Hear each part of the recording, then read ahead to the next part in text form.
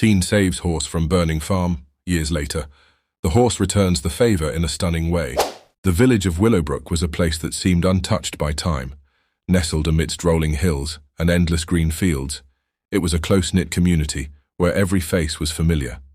Life moved slowly here, with neighbors sharing their joys and sorrows like family. Among the villagers, Magnus was well known, not just for his unruly brown hair and sparkling blue eyes, but for his boundless love for animals.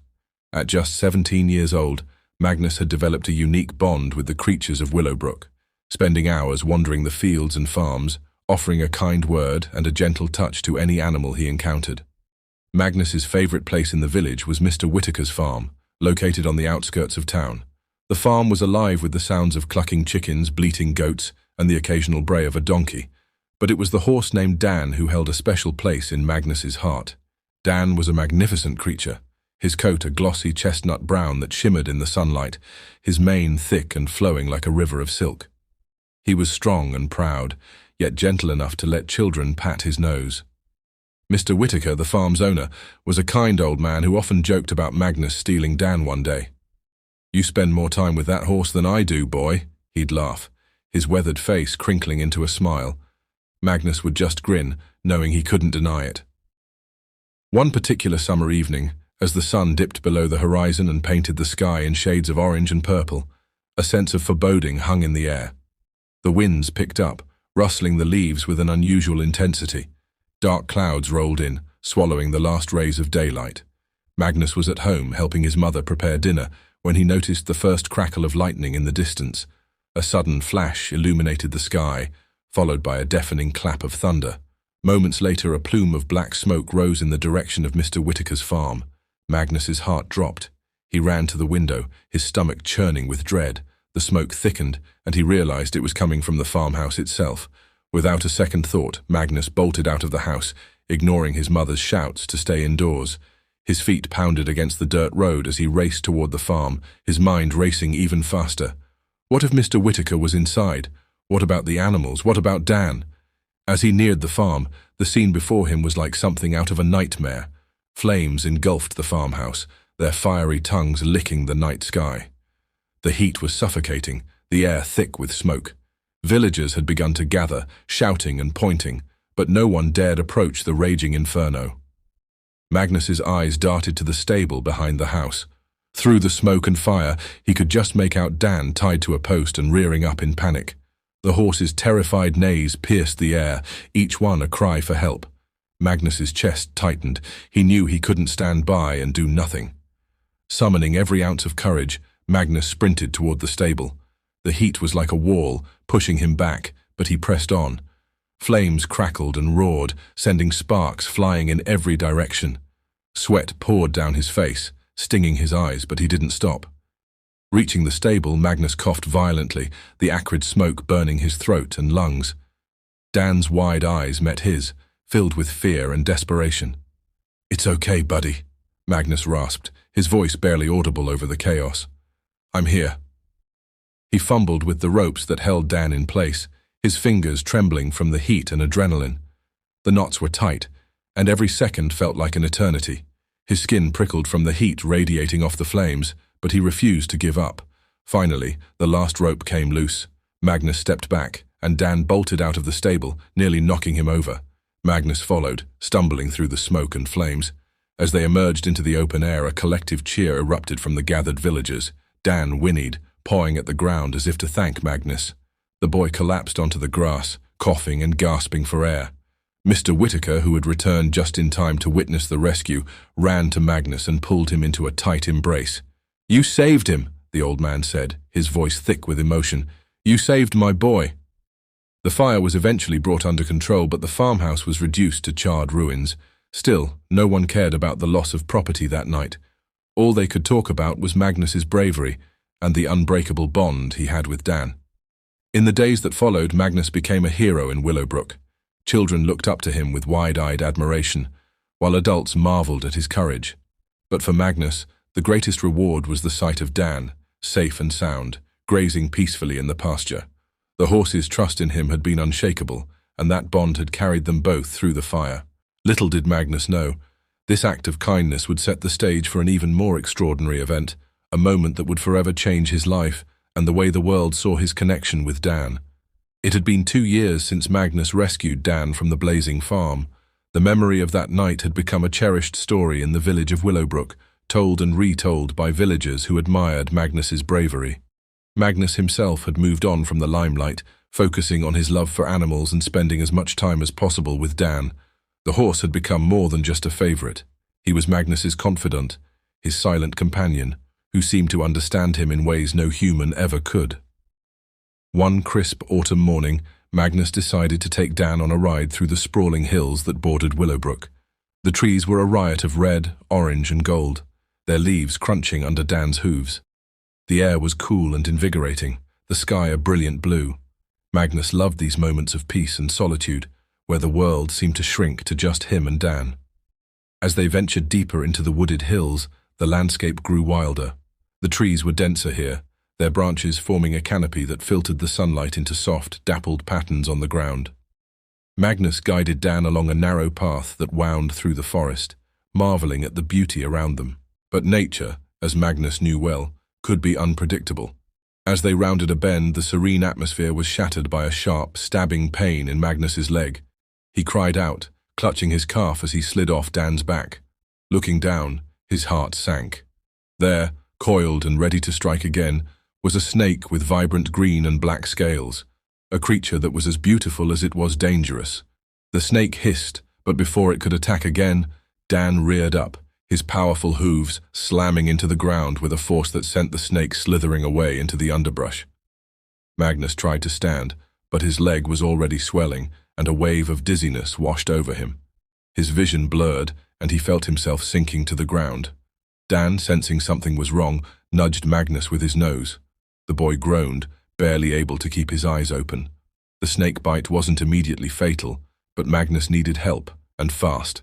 There was no time to waste, and it seemed as though Dan understood the gravity of the situation. The horse lowered himself, allowing Magnus to drape an arm over his back. With a strength and determination that belied his gentle nature, Dan rose to his full height, steadying Magnus on his back. The boy barely clung to consciousness, his head lolling as Dan began to move. What happened next would be talked about in Willowbrook for years to come. Dan didn't just walk back toward the village. He galloped with a speed and purpose that no one had ever seen before. The sound of his hooves pounding against the forest floor echoed through the trees, a rhythmic drumbeat that seemed to urge Magnus to hold on. Magnus, slipping in and out of awareness, felt the wind whipping against his face. He could barely register the pain in his leg anymore. All he knew was that Dan was carrying him somewhere, and he could only hope it was toward help. As they neared the village, Dan's urgency seemed to intensify.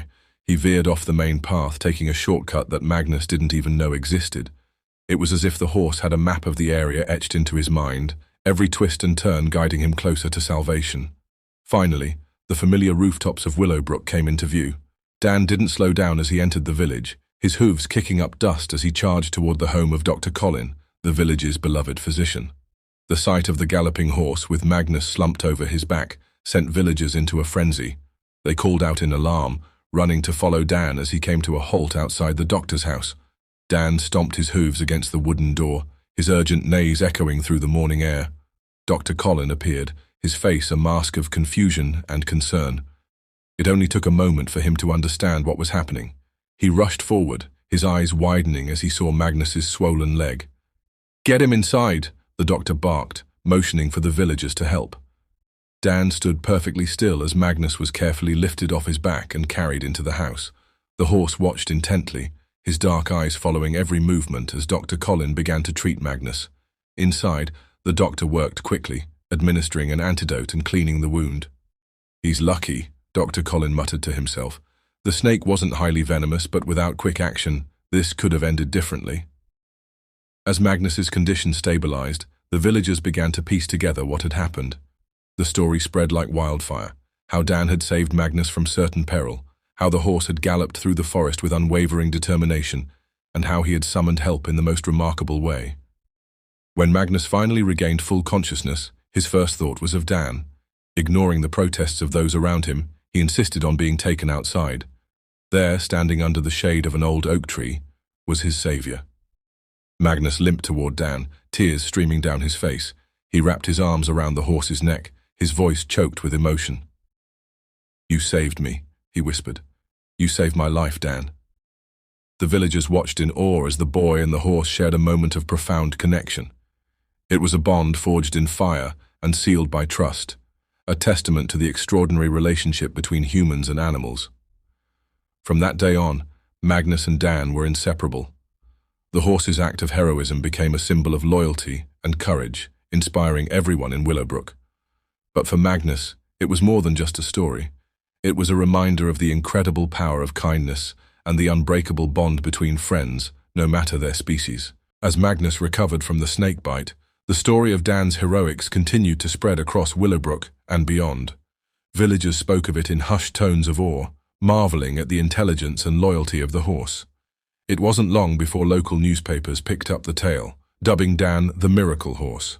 Magnus was approached by journalists, animal enthusiasts, and even a few filmmakers who wanted to document his bond with Dan. While the attention was overwhelming at times, Magnus felt a deep sense of pride.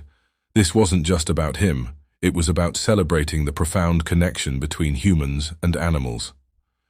Despite the attention, life in Willowbrook eventually returned to its quiet rhythm. Magnus and Dan settled back into their routine, their bond stronger than ever. Every morning Magnus would brush Dan's glossy coat, whispering stories and secrets as the horse stood patiently. They spent hours exploring the countryside, their adventures taking them to places they had never dared to go before. But something had changed within Magnus. Dan's actions had sparked a desire in him to give back, not just to Dan, but to all animals. He began volunteering at a local animal shelter, using his free time to care for injured and abandoned animals. Inspired by Dan's bravery, Magnus started to dream of a future where he could dedicate his life to protecting wildlife and fostering the kind of unbreakable bonds he had experienced firsthand.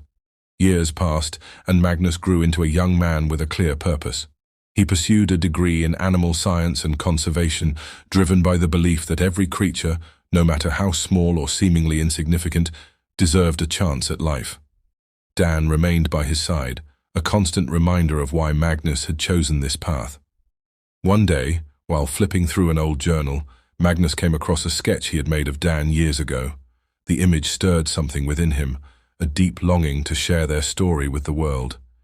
He decided to write a book, not just about the night he saved Dan or the day Dan returned the favor, but about the countless moments in between that had defined their friendship. The writing process was cathartic. Magnus poured his heart into the pages, recounting every detail of their journey. He wrote about the night of the fire, the harrowing snakebite incident, and the quiet mornings they had shared in the stable.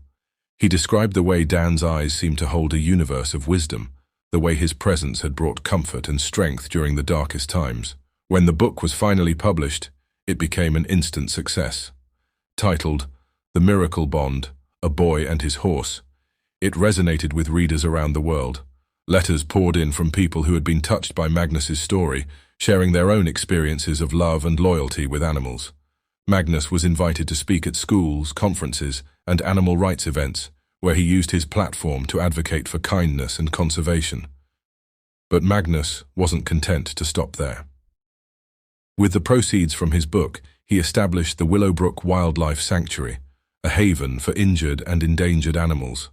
The sanctuary became a beacon of hope, attracting volunteers and visitors who wanted to make a difference.